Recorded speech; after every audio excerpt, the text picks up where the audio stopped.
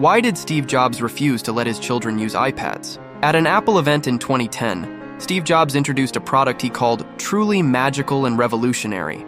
Jobs described the device as able to do magical things, like having the best web browsing experience you'll ever have, even better than laptops and smartphones. He believed everyone should own an iPad. However, he refused to let his children use this device. Walter Isaacson, author of the book about Steve Jobs, spent a lot of time at Jobs' home while researching his biography.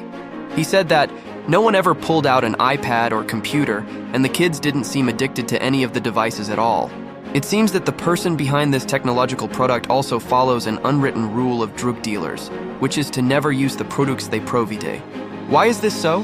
Why are the world's greatest technology designers terrified of the world's greatest technology? You can imagine it like religious leaders refusing to convert their children. There's no doubt about it, because Steve Jobs knew they were irresistible and addictive. However, phones are not drugs, so why are they addictive?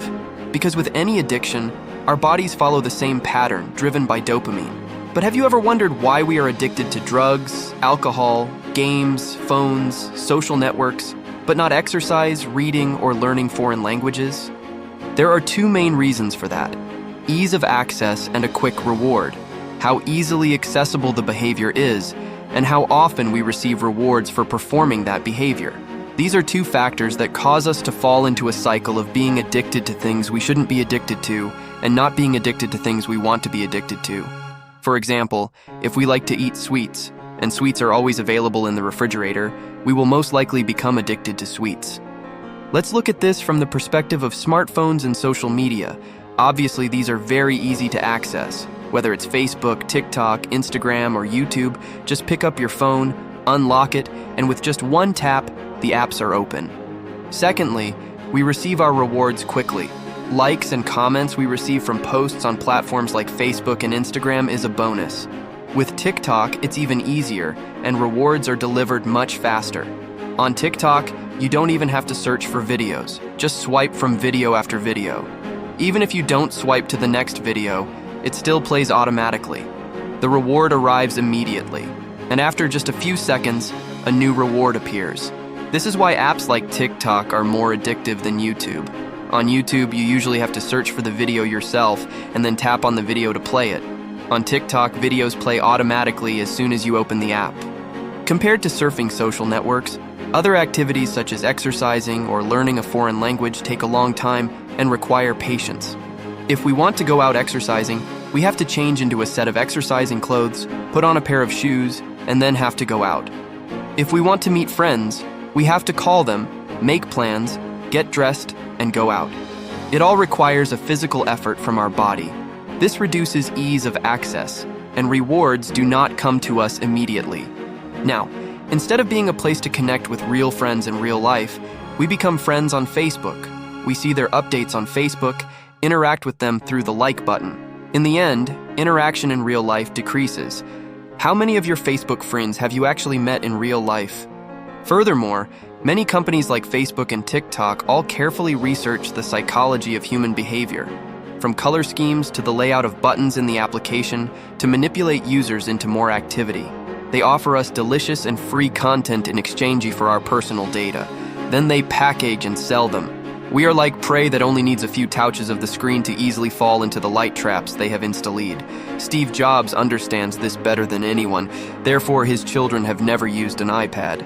It is clear that the internet, phones, and social media are wonderful tools for connecting and learning if they are used in a controlled manner and for good purposes. I do not recommend completely stopping the use of technology or social networks. After all, you've got to be watching this video on YouTube, right? But the question is, how do we stop being addicted? So how to stop being addicted? The answer to this question also lies in those two factors: ease of access and quick rewards. If you wish to stop addiction, you will have to make addictions less accessible and eliminate the quick rewards.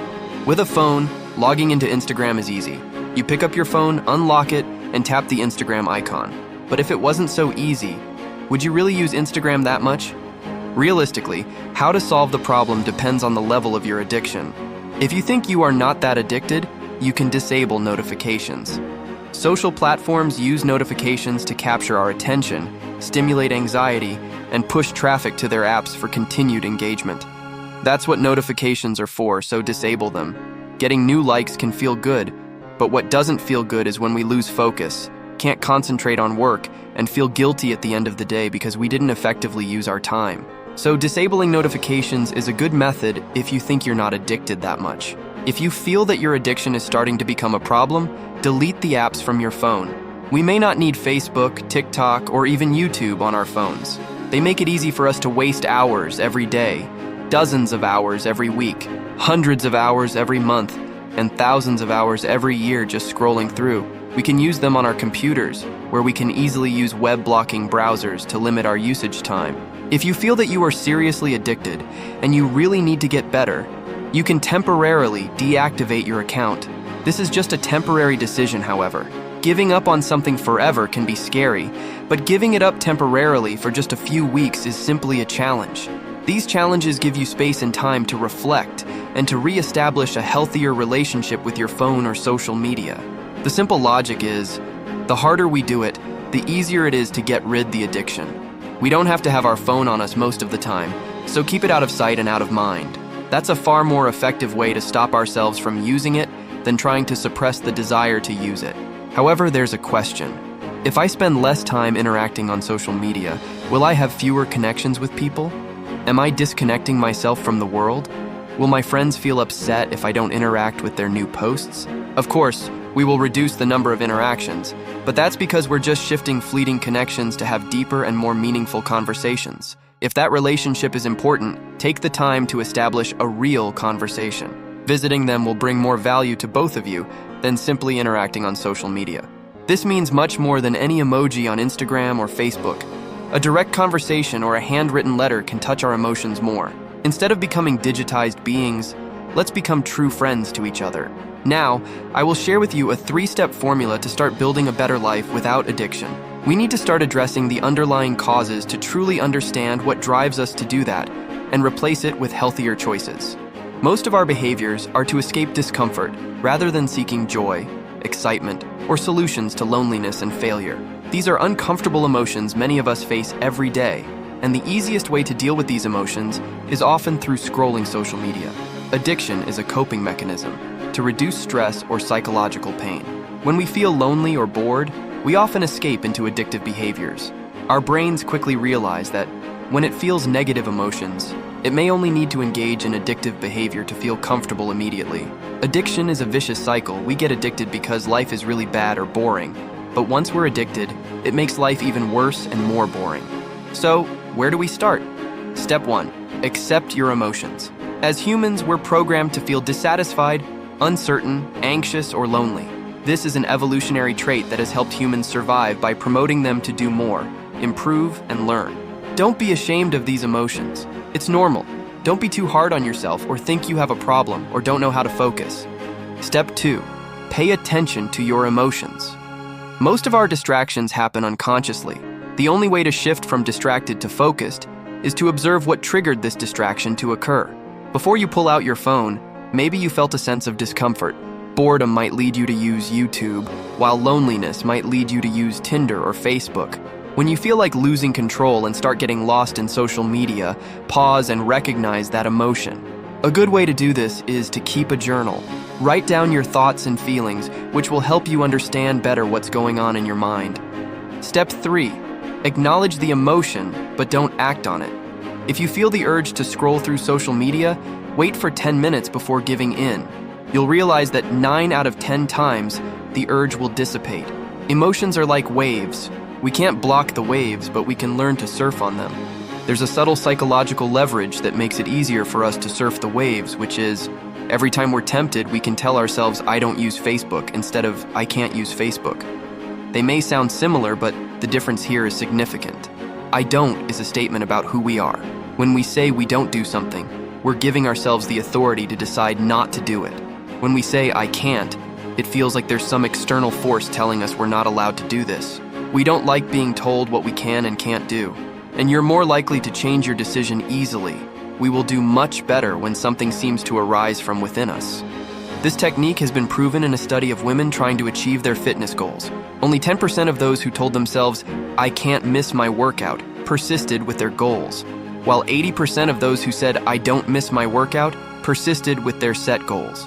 When you're distracted, go outside for a 5-minute walk, do a few push-ups, drink a glass of water, tidy up your workspace, talk to a friend, or take out a piece of paper and a pen and start writing down your thoughts, or simply close your eyes for a few minutes.